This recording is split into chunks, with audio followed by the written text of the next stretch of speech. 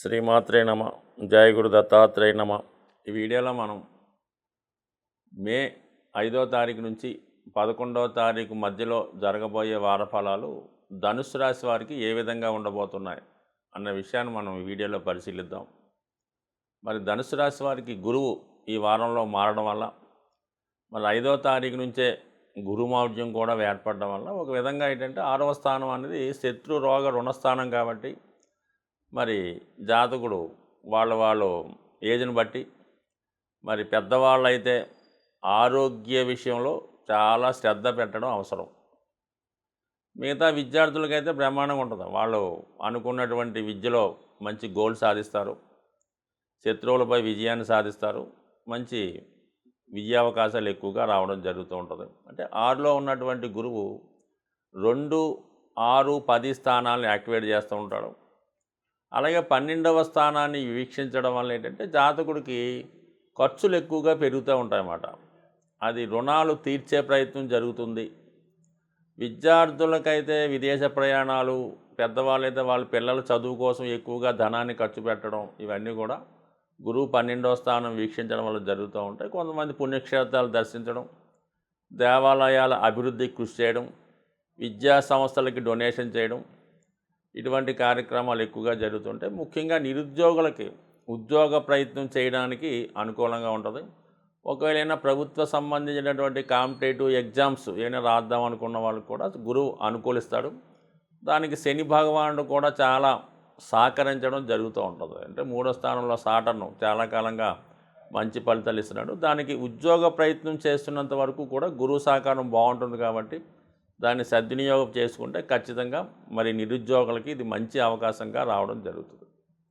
రవి భాగ్యాధిపతిగా ఉన్నటువంటి రవి 5వ స్థానంలోకి వచ్చి లాభాధిపతితో కలిసి 5వ స్థానంలో సంచరిస్తున్నాడు. సో ఇది కొంతవరకు ఎలా ఉంటుందంటే జాతకుడి యొక్క ఇండివిజువల్ టాలెంట్ పెరుగుతూ ఉంటుంది. వాళ్ళలో ఉన్నటువంటి ప్రతిభకు తగిన గుర్తింపు రావడం జరుగుతూ ఉంటుంది. అంటే జాతకుడి కన్నా జాతకుడు తండ్రి గారికి చాలా మంచి ఫలితాలు రావడం జరుగుతూ ఉంటుంది.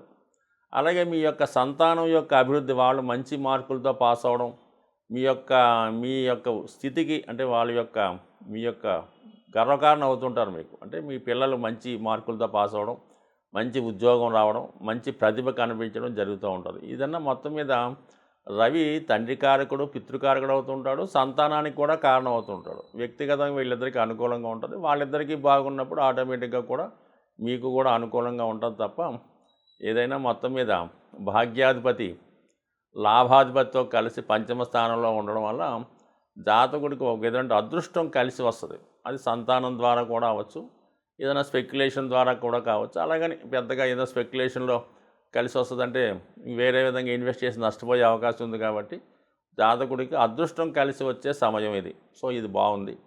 దశమంలో కేతువు, ఇది ఒక విధంగా ఉద్యోగంలో అసహనాన్ని, ఇబ్బందిని కలిగిస్తూ ఉంటాడు.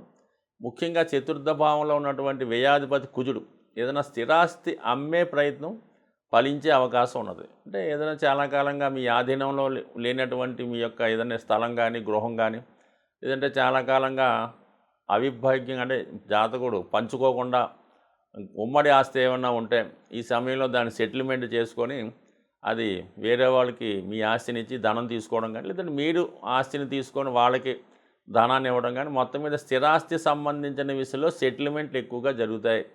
స్థిరాస్తి అమ్మే ప్రయత్నం జరుగుతుంది.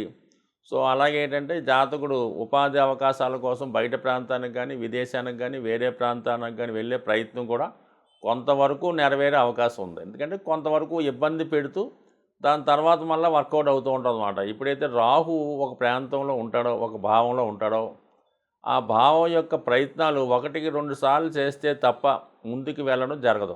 కానీ ఖచ్చితంగా ఇస్తాడు.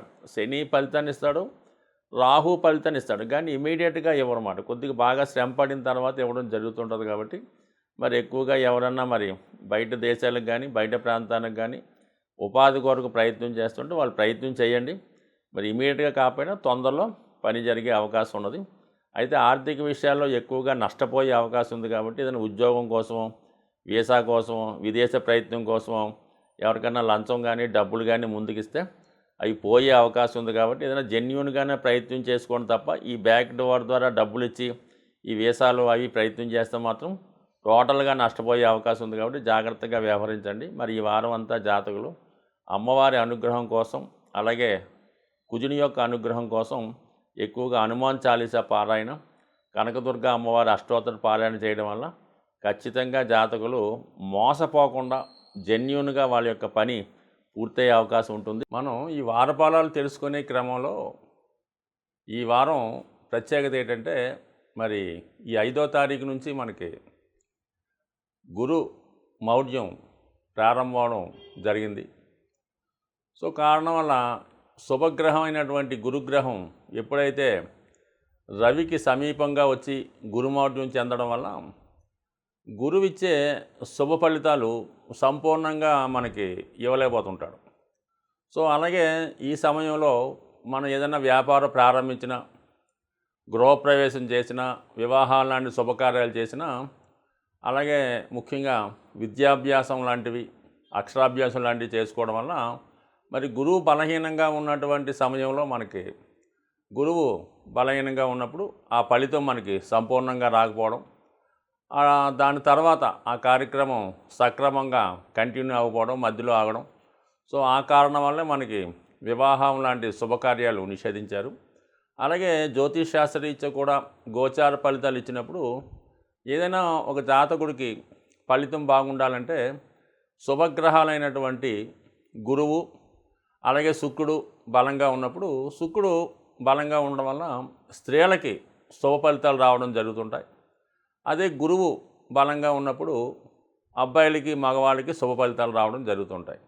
మరి ప్రస్తుతం ఈ గురుమౌఢ్యం, శుక్రమౌఢ్యం ఒకేసారి కలిపి నడవడం వల్ల చాలా వరకు మామూలుగా కూడా ఏ కార్యక్రమం తలపెట్టినా దానికి మనకి ఆర్థిక పరంగా, ఫైనాన్స్ పరంగా ఇబ్బంది పడడం జరుగుతూ ఉంటుంది. అలాగే శుభకార్యాలు లాంటివి వాయిదా పడుతుంటాయి కాబట్టి ముఖ్యంగా శుభకార్యాల వరకు వాయిదా వేసుకోండి. అలాగే మనకి ఈ జూన్ 3వ తారీఖు వరకు కూడా ఈ 2 మహోద్యాలు ఉంటాయి కాబట్టి మరి జాతకులు కూడా మనకు ఏమి పనులు అవడం లేదండి, మీరు చెప్పినవి ఏమి జరగడం లేదు అనుకుంటే మాత్రం ఏమీ మనం చేయలేము. ఎందుకంటే శుక్రుడు, గురువు బలహీనంగా ఉండడం వల్ల చాలా వరకు ఏ పని తలపెట్టినా కూడా అది ఆర్థిక పరమైన ఇబ్బందితో ఆగిపోతూ ఉంటుంది. అలాగే దైవబలం లేకపోవడం వల్ల మరి ఆ కార్యం సంపూర్ణంగా సాగదు. ఈవెన్ మనం ఈ సమయంలో ఒక నుయ్యి తవ్వించినా, ఒక బోరింగ్ వేసినా కూడా మరి మనం అనుకున్న టైంకి వాటర్ పడకపోవడం ఇబ్బందులు ఉంటాయి. కాబట్టి మరి జాతకులు ఈ వార ఫలాలు ఎవరైతే మనం ఫాలో అవుతుంటారో వాళ్ళు ఏ విధంగా కూడా శుభ ఫలితాలు రావడం లేదని కంగారు పడకుండా కొద్దిగా ఒక నెల రోజుల పాటు మీరు సంపూర్ణంగా వెయిట్ చేస్తే మరి అప్పుడు మీకు మంచి శుభ ఫలితాలు రావడం జరుగుతాయి.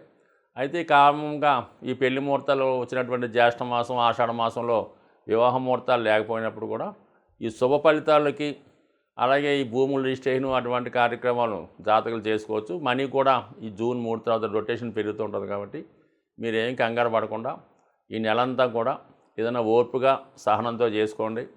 ఆర్థిక సంబంధించిన విషయాల్లో జాగ్రత్తగా ప్లాన్ చేసుకోండి.